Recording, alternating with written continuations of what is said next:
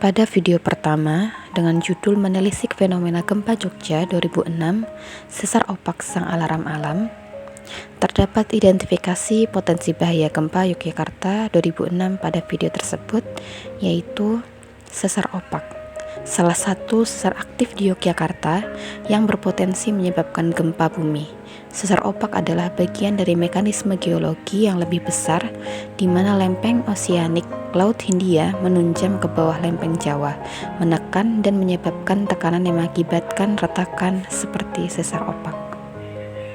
Lalu terdapat penilaian risiko gempa Yogyakarta 2006, menilai potensi pergeseran pada sesar aktif dan dampaknya terhadap area sekitarnya, sehingga sampai saat ini daerah Yogyakarta dapat kapan saja terjadi gempa yang disebabkan oleh sesar aktif, yang salah satunya yaitu sesar opak yang merupakan penyebab gempa Yogyakarta 2006. Lalu penilaian terhadap kekuatan dan ketahanan bangunan lama dan baru terhadap gempa. Pada saat itu masyarakat Yogyakarta banyak yang belum membangun rumah yang tahan gempa. Lalu risiko lebih tinggi di daerah padat penduduk dan pemukiman yang tidak dirancang tahan gempa.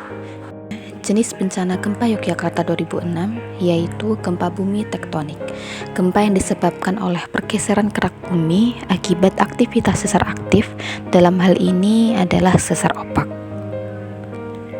Dan ada pula dampak bencana gempa Yogyakarta 2006 yaitu korban jiwa sekitar 6.000 orang meninggal dunia, puluhan ribu rumah hancur membuat banyak orang kehilangan tempat tinggal, puluhan ribu orang terluka akibat runtuhnya bangunan dan kerusakan lainnya.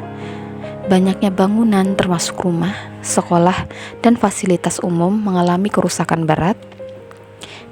Dan di beberapa lokasi seperti Ngelepen terjadi pergeseran tanah yang menyebabkan perubahan bentuk sumur dan pergeseran bangunan. Dan yang terakhir, terdapat kerusakan besar yang mengakibatkan gangguan ekonomi dan sosial, salah satunya kenaikan barang dan harga. Banyak bisnis kecil dan menengah mengalami kerusakan atau penutupan. Banyak rumah, gedung, infrastruktur rusak atau hancur, memaksa relokasi penduduk dan perbaikan besar-besaran.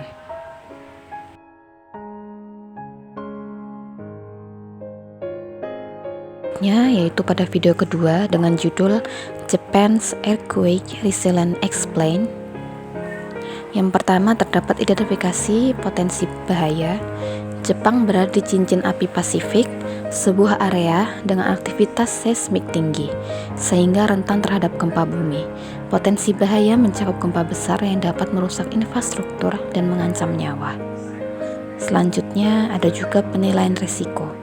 Jepang secara teratur mengalami gempa bumi dengan risiko yang bervariasi, tergantung pada lokasi dan kedalaman gempa.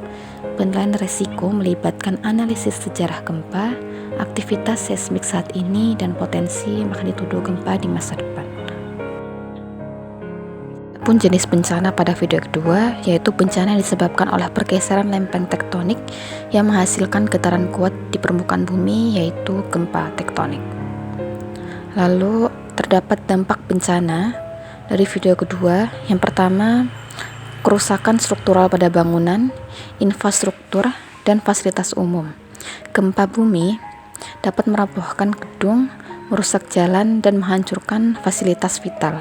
Dan yang kedua, kematian dan cedera akibat runtuhnya bangunan, bencana tsunami, dan paparan bahan radioaktif. Yang ketiga, biaya perbaikan dan rekonstruksi, gangguan terhadap aktivitas ekonomi, dan dampak pada sektor industri. Yang keempat, kontaminasi tanah dan air dari bahan radioaktif dan kerusakan ekosistem akibat tsunami dan gempa bumi.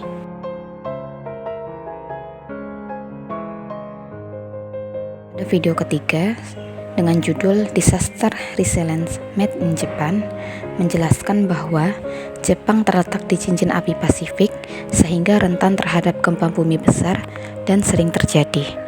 Kemiringan lereng yang curam dan curah hujan yang tinggi membuat Jepang rawan tanah longsor. Jepang mengalami topan yang dapat menyebabkan hujan lebat dan angin kencang. Hujan deras dan topan dapat menyebabkan banjir besar, terutama di daerah dataran rendah dan sekitar sungai.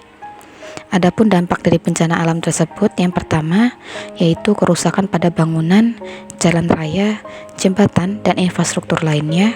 Dan yang kedua, kematian dan cedera akibat runtuhnya bangunan, tanah longsor, atau dampak topan.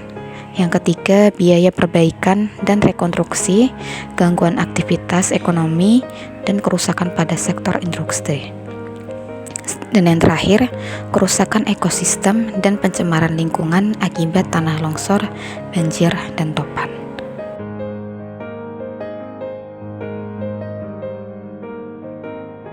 Adapun perbedaan dari penanganan bencana pada kedua negara, yaitu negara Indonesia dan negara Jepang. Untuk negara Indonesia sendiri, penanganannya yang pertama terdapat upaya memperbaiki dan membangun kembali infrastruktur dengan mempertimbangkan risiko gempa, penerapan teknologi canggih, dan standar ketahanan yang mungkin masih terbatas. Yang kedua, terdapat peningkatan sistem peringatan dini dan penelitian seismik merupakan langkah positif, namun mungkin belum sekomprehensif negara Jepang.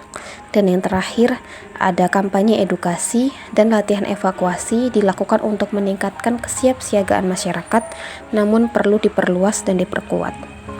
Lalu adapun penanganan di negara Jepang, yang pertama, Jepang menerapkan standar ketahanan gempa yang sangat ketat dan menggunakan teknologi mutakhir, menjadikannya salah satu negara yang paling siap menghadapi gempa bumi.